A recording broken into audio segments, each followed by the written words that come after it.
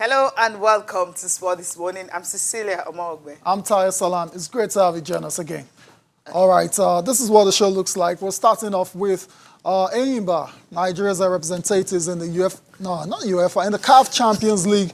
They're walking a very tight rope. That's after they drew their second round matchup against Al Hilal, goalless in Aba. So, Cecilia, goalless draw. Okay.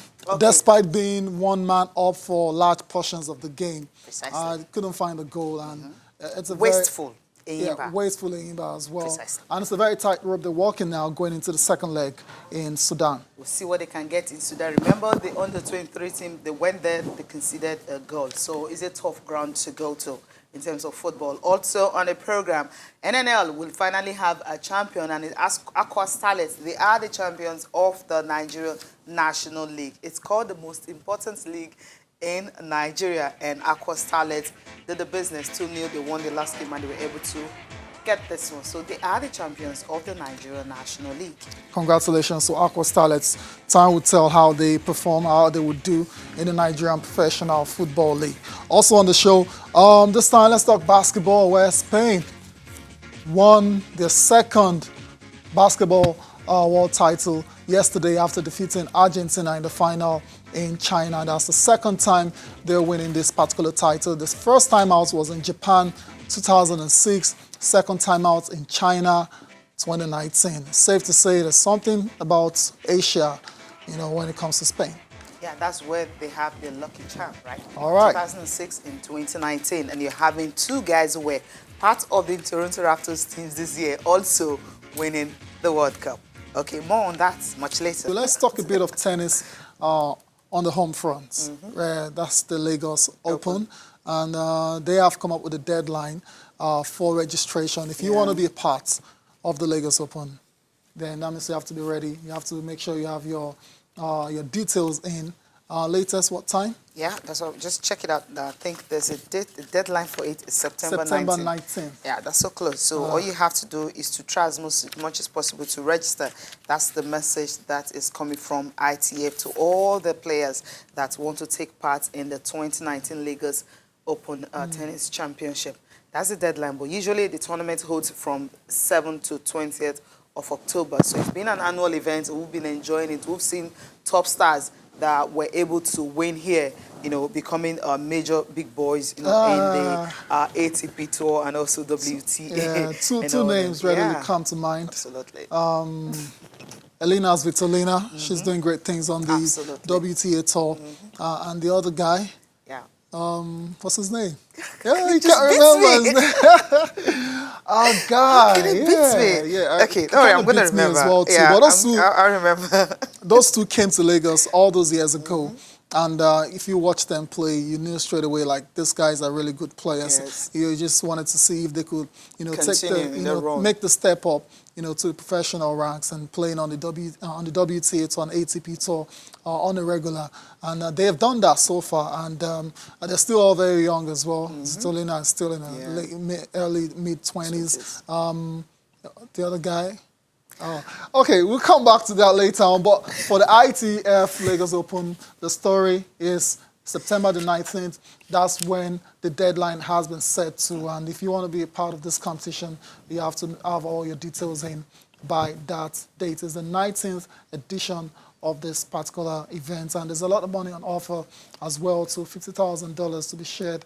And there's also $25,000 each in both the men and women's singles category. Let's leave tennis for now and let's go and talk about the FIBA Basketball World Cup, which ended in China yesterday with Spain emerging champions for the second time. They took on Argentina in that very exciting final, and it was Spain prevailing quite comfortably at the end of the day.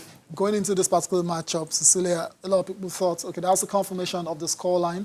That was the third place game between France and Australia. France prevailing 67 to 59 over Australia. Game. Both were not even interested in playing this game. That's what it seems. No, I don't think so. I think it was just competitive, and that's why they battled. They were not making the shots at all. Exactly. This looks like a third quarter kind of result. So for France, let's go to the big one. Okay. Yeah, for France, that's their second back-to-back bronze medals at the FIBA World Cup. So I guess they're getting used to that particular color of medal. The final, we're going to see confirmation of the results in a bit now.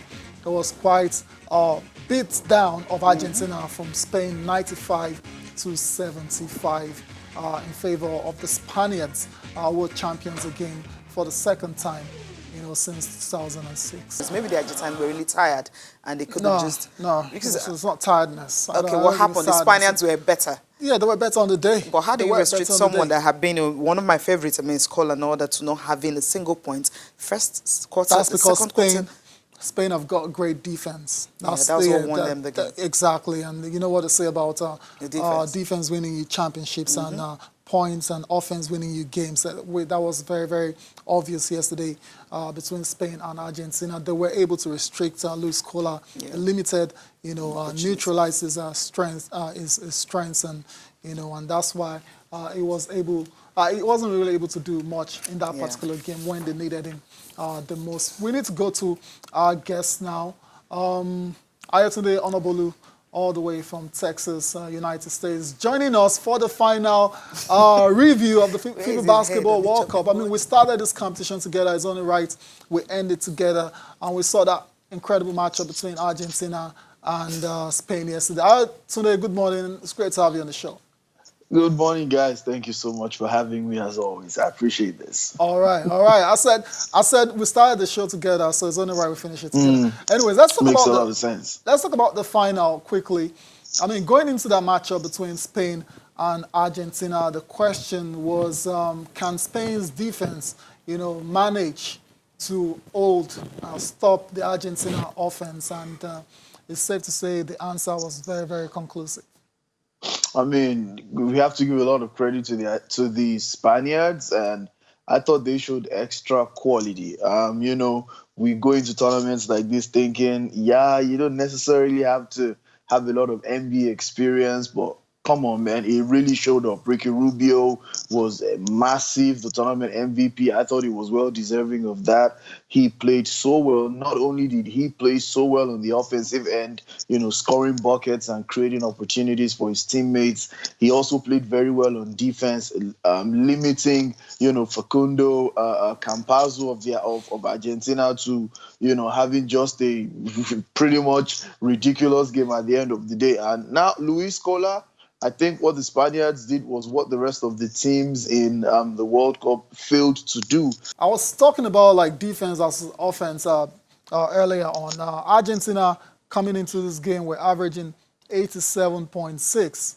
And, overall, after the final whistle, they only managed to score 75 points. Yeah.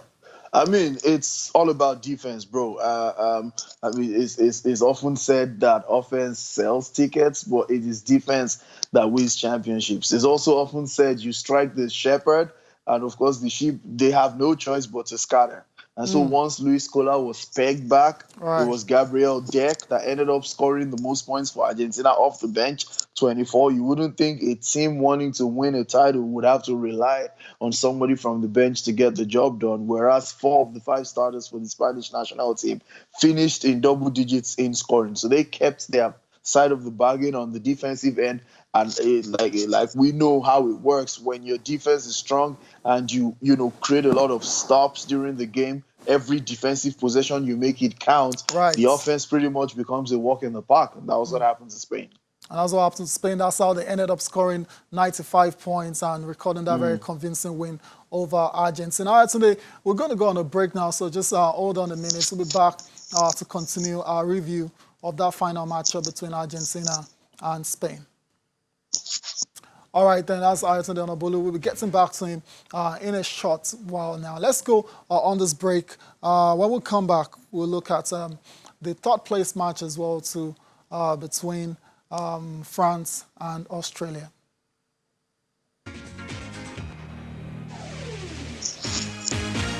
Ayotunde, let's talk about Ricky Rubio for a minute. I mean, in that Spain side, there are 2 outstanding players, Ricky Rubio and Marc Gasol. But for Ricky Rubio, at 28 now, I think it's safe to say he's playing the best basketball of his career.